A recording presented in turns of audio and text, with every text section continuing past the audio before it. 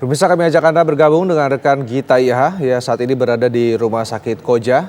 Selamat malam Gita, bagaimana dengan korban luka di lokasi Anda, ada berapa jumlahnya?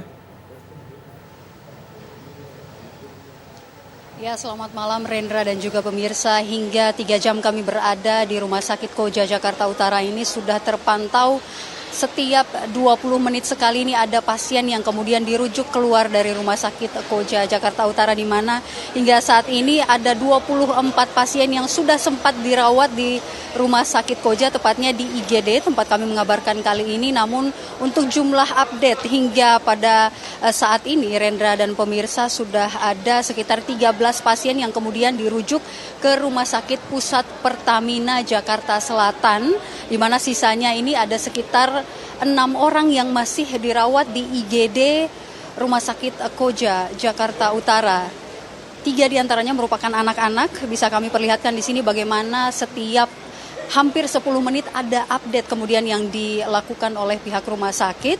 Di sini ada 3 anak kemudian yang masih dirawat intens di IGD Rumah Sakit Koja Jakarta Utara, sementara 13 lainnya sudah dirujuk ke Rumah Sakit Pusat Pertamina Jakarta Selatan, dan ada 1 pasien yang dirujuk ke Rumah Sakit Cipto Mangunkusumo Jakarta Pusat, dan sisa dari pasien yang lainnya ini sudah dinyatakan boleh pulang, ada 1 orang, kemudian juga ada 1 yang sayangnya sudah dinyatakan meninggal dunia, yakni korban berinisial H, 30 tahun, berjenis kelamin laki-laki.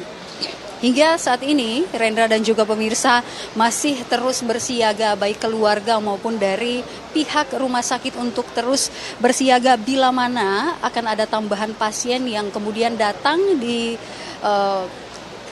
bawa begitu ke Rumah Sakit Koja Jakarta Utara ini, mengingat lokasi dari rumah sakit ini cukup dekat dan dapat terjangkau dari lokasi terjadinya ledakan di Pelumpang, Jakarta Utara. Saat ini pihak keluarga juga masih terus menunggu bagaimana perkembangan dari pemeriksaan keluarga mereka yang memang sudah kami pantau 3 jam lebih kami berada di sini. Banyak keluarga yang sedih begitu menunggu hasil pemeriksaan.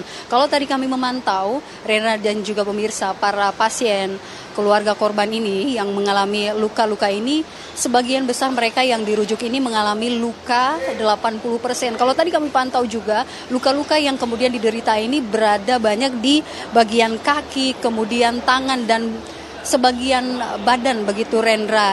Dan kalau kami juga bisa menggambarkan, ini luka yang dialami ini seperti luka kulit luar begitu yang mengelupas karena memang panas api yang dirasakan ketika ledakan di Pelumpang ini terjadi.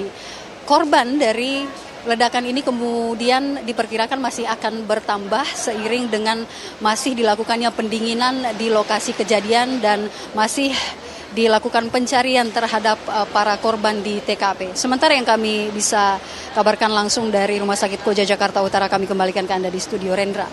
Gita, kita melihat banyak sekali keluarga yang hadir di Rumah Sakit Koja ini. Apakah pihak Rumah Sakit Koja ini sudah mempersiapkan posko tersendiri untuk menampung para keluarga dan juga untuk pengobatan bagi para korban luka bakar di Rumah Sakit Koja?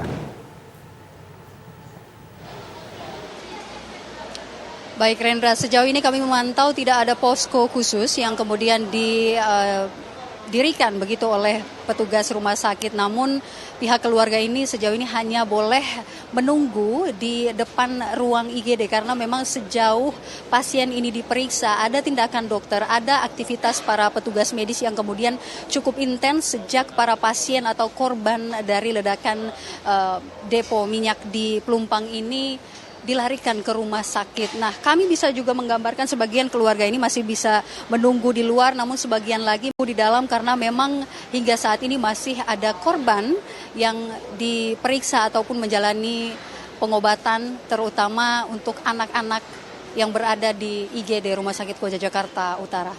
Rendra. Baik, lalu Gita Iha, apakah ada kesulitan yang dialami oleh Rumah Sakit Koja mengenai banyaknya jumlah korban yang datang untuk berobat akibat luka bakar di pasca kebakaran yang terjadi di Pertamina Pelumpang? Baik Rendra, sejauh ini tidak ada statement resmi dari pihak rumah sakit yang merasa terkendala ketika banyak pasien yang kemudian dilarikan ke rumah sakit Koja.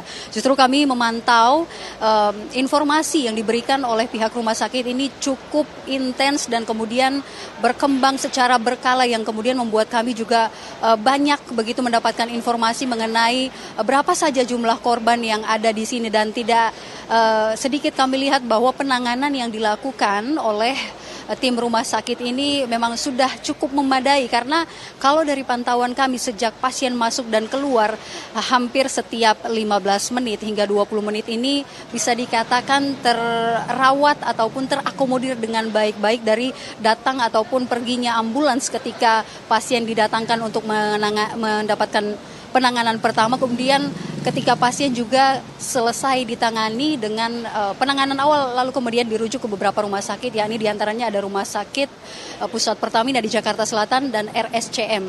Rendra. Baik, terima kasih Gita Iha mengabarkan langsung dari